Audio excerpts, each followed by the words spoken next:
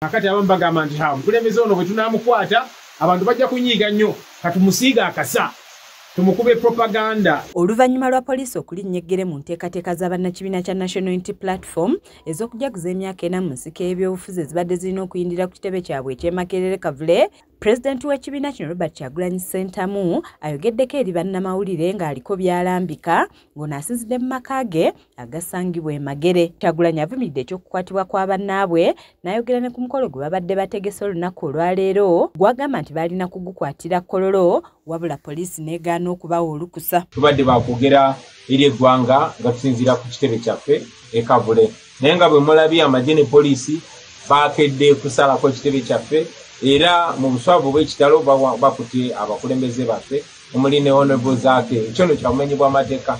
Mulabye nga bwe bagezaako n'okutambula pulezidenti waffe kitukumirira ennyo. Wabula agamba nti baakutegeka omukolo omulala gye bujjako era ne yeebaza abantu mu bitundu gye bazze bayita olw'omukwano gwe babalaze. Tetugenda n'okuwanika, tetugenda kulekeraawo kubanga tulina okukola omukolo ogw'amaanyi ogujaguza emyaka 4 ga NUP era ensonga tujagiriko. Naye olunaku lwaleero bannaffe bawambiddwa ku kitebe kituvumirira era tudimandinga okutebwa kwabwe embagira okuba tebalina musango. Twayagadde nnyo okwebaza abantu b'omu Western Uganda, ebundi bujo n'ebitundu bya Nkole, omuli Shaka, Bushenyi, omuli Rukunjiri, omuli Isinjiro n'omuli Ntungamo. Mwebale nnyo okutwaniriza. Ayogedde ku kutambula okubadde kulina okubaawo olunaku olw'enkya okwekuusa ku kuvumirira enguzi efumbekedde mu bakungu mu bitongole bya gavumenti n'asambajja ebigambibwa nti bo ng'ab'ekibiina kya NUP babirinamu omukono. Bafuba okulaba nti okwekalakaasa kuno nga bannayuganda bavumirira enguzi baagala kuteekako NUP. Njagala ki okwongera okyatula nti si ffe twateeseteese okwekalakaasa kuno, naye tukuwagira ne sekuwagira yenna.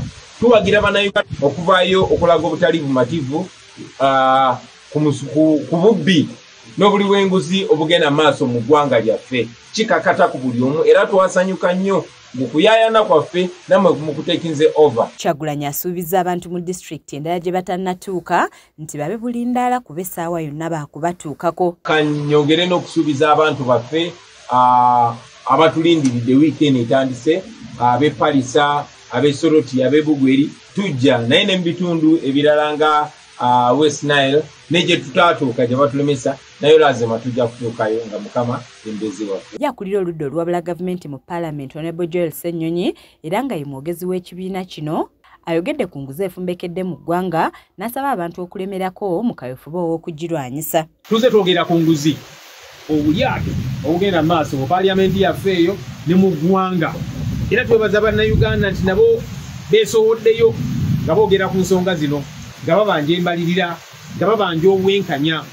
Kati nga bwe tulemera ku bintu bino era muzze mulaba ababiremerako babakwata, abamu bali mu makooti babasibye, aba ne babetekako zi propaganda ez'enjawulo. Naffe ng'abakulembeze munange tekibeewuunyisa nga bwe nzize ŋŋamba nti buli bw'olwanyisa enguzi nayo ekulwanyisa. Enkyaleero waliwo embizzi ezisuuliddwa ku kitebe kya National Unity Platform nga zino zibadde ziwandiikiddwako erinnya lya Ssenyonyi n'ensimbi obuwumbi 4,700. Abo ababusudde ze bagamba nti Ssenyonyi yazeezibika nga bano Ssenyonyi abaanukudde bw'ati. Bwe muba mugamba nti Ssenyonyi oba omuntu omulala yenna yali enguzi ate nga mugamba mulina obujulizi mubuleete, kubanga bazze bagamba balina zi audio, balina obujulizi.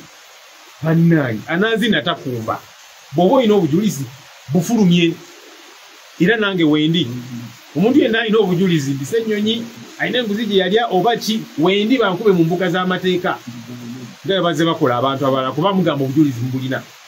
Naye tebagenda tusala speed, tebagenda tumala mu maanyi, enguzi tujja giremerako paka nga tugirwanyisa. Nze Anet Namatovu ku lwa KSTV Agaleero.